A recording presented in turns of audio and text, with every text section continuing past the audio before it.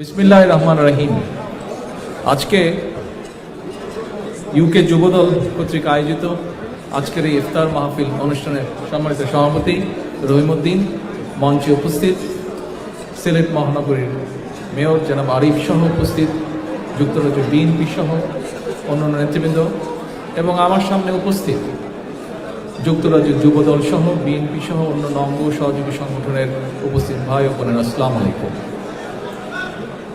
প্রিয় ভাই বোনেরা, আজকে আমরা এখানে একত্রিত হয়েছি ইফতার মাহফিলে। ইফতারের আগে নিশ্চয়ই আমি চেষ্টা করব সংক্ষেপে বক্তব্য শেষ করতে, যাতে আমরা আল্লাহর দরবারে দোয়া করতে পারি। ইফতারের পূর্বে আমরা যে দোয়া করব, আমরা কিসের দোয়া করব? আমরা এই দেশের মানুষের জন্য দোয়া করব, বাংলাদেশের মানুষের জন্য দোয়া করব, আমরা বাংলাদেশের জন্য দোয়া করব। আমরা দোয়া করব আমাদের মুক্তিযোদ্ধাদের জন্য, যারা জীবন বাজি রেখে যুদ্ধ করে দেশ স্বাধীন করেছেন, যারা শহীদ হয়েছেন এবং যারা বিভিন্নভাবে অত্যাচারে নির্যাতিত হয়েছেন, যুদ্ধের সময় জীবন বাজি রেখে যুদ্ধ করে স্বাধীন করেছেন।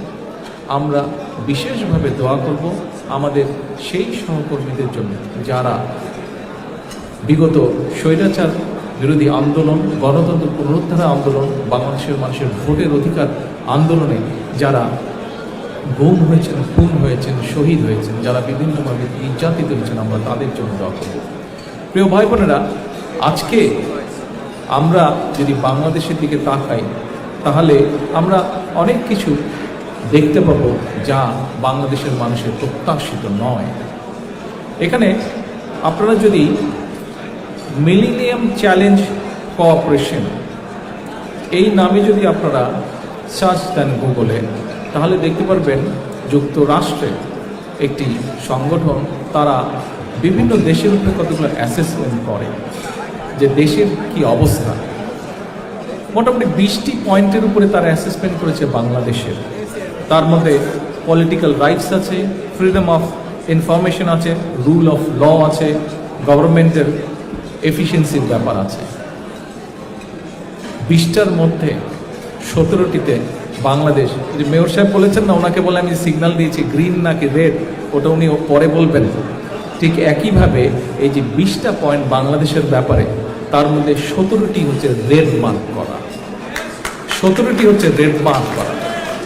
আজকে বাংলাদেশের শাসন ক্ষমতা যারা জোর করে দখল করে রেখেছে, রাতের অন্ধকারে ভোট ডাকাতির মধ্যে দখল করে রেখেছে, এদের 15 বছরের কুশাসন, অপশাসন, দুর্নীতির কারণে আজকে 20টির মধ্যে আন্তর্জাতিকভাবে 17টিতে আমাদের রেড মার্ক। প্রিয় ভাই বোনেরা, আরও 2-1টি ঘটনা আপনাদের সামনে উল্লেখ করতে চাই। ঘটনাগুলো আমরা, তবে বিশেষ করে বাংলাদেশে যারা বসবাস করছেন, বাংলাদেশের মানুষ যারা গ্রামে গঞ্জে বসবাস করছেন, হয়তো প্রায় প্রতিদিন এরকম কম বেশি ঘটনার সম্মুখীন তারা হচ্ছেন। তাও আপনাদের জানার জন্য, ঘটনাটা হয়তো আপনাদের জানা, আমি বললেই আপনাদের মনে আসবে। সজ্জন মিয়ার বাড়ি ছিল হবিগঞ্জের চুনারো ঘাটে। এখানে হবিগঞ্জের কেউ আছেন? ও হয়তো হবিগঞ্জের মানুষ আমার পাশেই বসে আছে, বসেন। হবিগঞ্জের চুনারো ঘাটে তার বাড়ি ছিল। কিছুদিন আগে এই সজ্জন মিয়া নিজের স্ত্রী এবং সন্তানকে হত্যা করেছিল অভাবের তাড়নায়, এবং পরে নিজে আত্মহত্যা করেছে। সাতক্ষীরার শ্যামনগর একজন মা অভাবের তাড়নায় তার 5ম শ্রেণীর সন্তানকে হত্যা করেছে। রাজশাহীতে 2 দিন বয়সী সন্তানকে তার বাবা মা 24,000 টাকায় বিক্রয় করে দিয়েছে অভাবের তাড়নায়। ঠিক একইভাবে গাজীপুরের এক মা তার 47 দিনের সন্তানকে বিক্রয় করে দিয়েছে 30,000 টাকার বিনিময়। প্রিয় ভাই বোনেরা, এই হচ্ছে আজকে বাংলাদেশের চিত্র। আমরা বাংলাদেশে এই স্বৈরাচারের আমলে ভোট ডাকাতি দেখেছি। আমরা বাংলাদেশে বিগত 1 যুগ ধরে এই স্বৈরাচারের আমলে গুম দেখেছি, খুন দেখেছি। আমরা বাংলাদেশে বিগত 1 যুগে এই স্বৈরাচার ভোট ডাকাতের আমলে আমরা বাংলাদেশ থেকে পাচার হয়ে যাওয়া লক্ষ লক্ষ টাকার কথা শুনেছি। প্রিয় ভাই বোনেরা, আজকে শুধু ভোট ডাকাতিই হচ্ছে না, আজকে শুধু টাকা পাচারই হচ্ছে না, আজকে মানুষের বাক স্বাধীনতা বলেন, মানুষের গণতান্ত্রিক অধিকার বলেন, প্রত্যেকটিকে ছিনিয়ে নেওয়া হয়েছে। উপস্থিত ভাই বোনেরা, এই মঞ্চে দাঁড়িয়ে আমি বেশ কিছুদিন আগে একটি কথা বলেছিলাম। আজকে এখানে যুক্তরাজ্য সেন্ট্রাল লন্ডন যুবদল তাদের একটি ব্যানার টাঙিয়েছে এবং ব্যানারের মধ্যে আমি একটি কথা বলেছিলাম, সেই কথাটি তারা ওখানে লিখে রেখেছে। কথাটি ইংরেজিতে বলেছিলাম, কথাটি ছিল টেক ব্যাক বাংলাদেশ। প্রিয় ভাই বোনেরা, এই যে সংক্ষেপে আপনাদের সামনে সজ্জন মিয়া বলেন বা রাজশাহীর ঘটনা বলেন বা গাজীপুরের সেই মায়ের কথাই বলেন, যে ঘটনা আমি তুলে ধরলাম, এই ঘটনা কিছুদিন আগে আপনারা দেখেছেন বাংলাদেশের একটি পত্রিকায়। এই আমরা মাত্র কয়েকদিন আগে বাংলাদেশের 53তম স্বাধীনতা দিবস পালন করেছি। সেই 53তম স্বাধীনতা দিবস উপলক্ষে বা সেই সময় বাংলাদেশের একটি পত্রিকা একজন মানুষের, জাকির হোসেন নামে একজন দিন মজুরের কথা ছেপেছিল। সেদিন জাকির হোসেন কি বলেছিল, এই যে অভাবের তাড়নায় যে কয়েকটি ঘটনা, 3-4টি ঘটনা আপনাদের সামনে তুলে ধরলাম, জাকির হোসেন হচ্ছে ঠিক তার কথাগুলো, বেশি দিন আগের কথা না তো জাকির হোসেনের কথা, মাত্র কয়েকদিন আগে, 2-3 সপ্তাহ আগের কথা। জাকির হোসেনের কথাগুলো, তার কষ্টের কথা সে তুলে ধরেছিল, তার ক্ষুধার কথা সে তুলে ধরেছিল।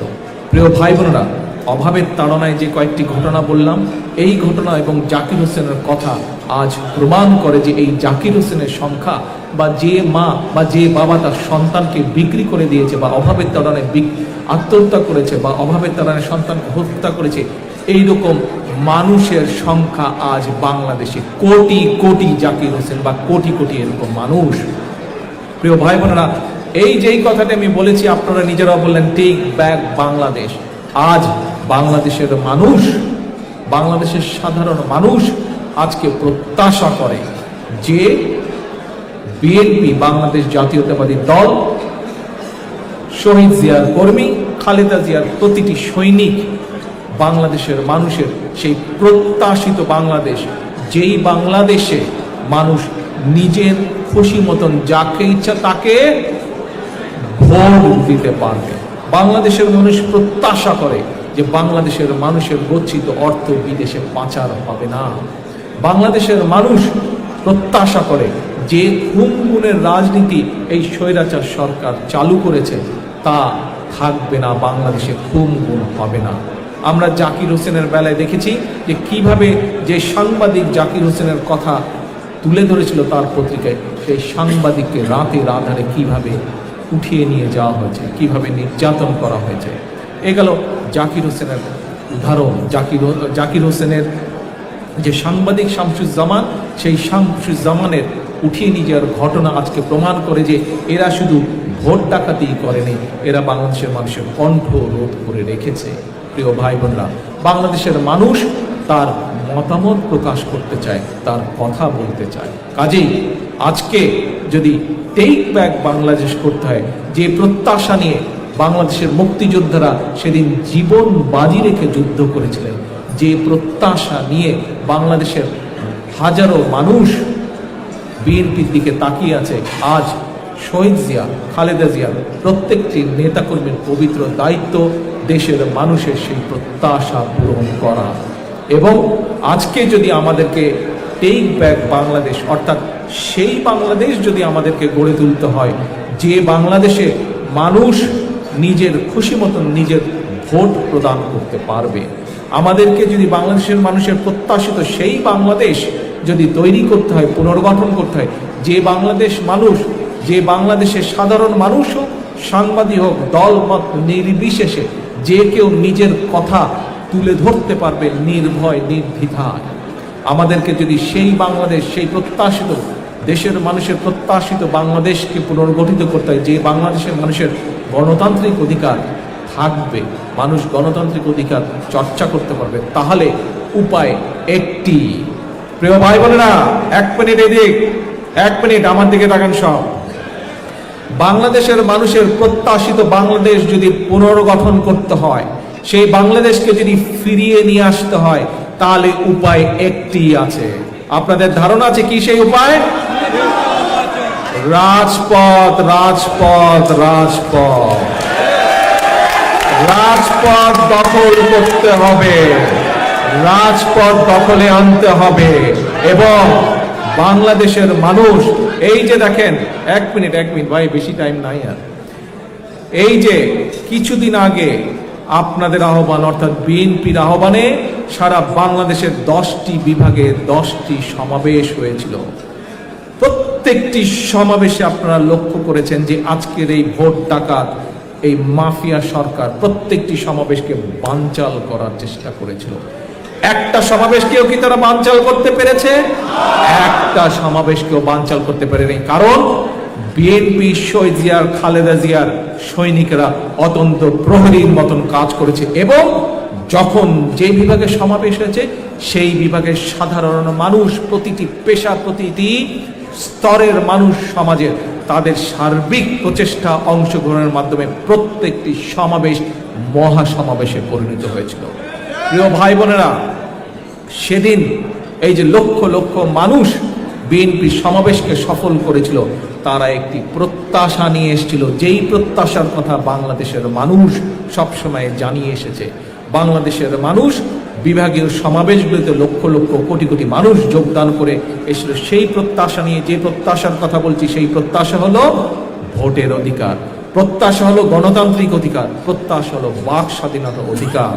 বাংলাদেশের মানুষ দেখেছে কিভাবে আজকের এই জুলুমবাজ মাফিয়া সরকার দেশ স্বাধীনের পরেও যখন ক্ষমতায় ছিল, কিভাবে তাদের সীমাহীন দুর্নীতি লোটপটের কারণে সেদিন লক্ষ লক্ষ মানুষ না খেয়ে মারা গিয়েছিল। আজকে একইভাবে আবারও তাদের সীমাহীন দুর্নীতির কারণে একইভাবে দুর্ভিক্ষের পদধ্বনি দেশে শোনা যাচ্ছে, দুর্ভিক্ষের পদধ্বনি দেশে এসে গিয়েছে। কাজে আসুন, আমাদের প্রিয় মাতৃভূমিকে আমাদের রক্ষা করতে হবে। আজ এদের হাতে যেমন বাংলাদেশের মানুষের ভোটের অধিকার, বাংলাদেশের মানুষের অর্থ সম্পদ, বাংলাদেশের মানুষের বাক স্বাধীনতা, বাংলাদেশের মানুষের গণতান্ত্রিক অধিকার যেমন নিরাপদ নয়, ঠিক একইভাবে এদের হাতে বাংলাদেশের স্বাধীনতা এবং সার্বভৌমত্ব নিরাপদ নয়। এই সেই মঞ্চ, যেই মঞ্চে দাঁড়িয়ে আমি আপনাদেরকে আবরার কথা বলেছিলাম। মনে আছে আপনাদের আবরার কথা? প্রত্যেকের আপনাদের আবরার কথা মনে আছে। আবরার সেদিন কি বলেছিল? আবরার সেদিন প্রতিবাদ জানিয়েছিল। কিসের প্রতিবাদ? আমরা দেখেছি একটি দেশ আমাদের বাংলাদেশের মানুষের হিস্সার পানি তারা না বলে নিয়ে যাচ্ছে। একটি দেশ বাংলাদেশের জমি বাংলাদেশের মানুষকে না জানিয়ে ব্যবহার করছে। আবরার সেই প্রতিবাদ করেছিল, কিন্তু আমরা কি দেখলাম? আবরারকে হত্যা করল, নৃশংসভাবে হত্যা করলো কারা? এই খুনি মাফিয়া সরকারের ছাত্রলীগ নামক সন্ত্রাসী সংগঠন।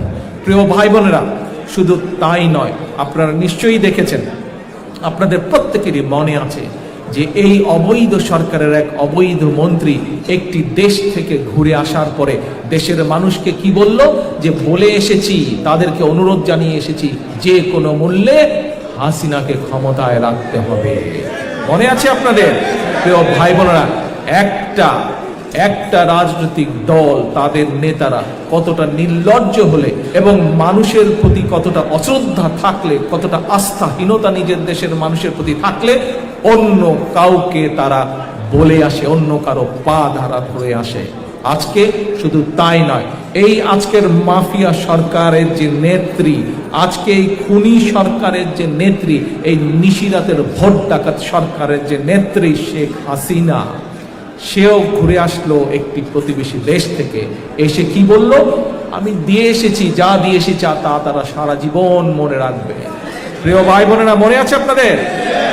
কিন্তু আমরা কি কোনো পত্রিকায় অথবা সেই নিশিরাতের যে ভোট ডাকাত সরকারের নেত্রী, তার মুখে কি আমরা শুনেছি সে কি নিয়ে এসেছে বাংলাদেশের মানুষের জন্য?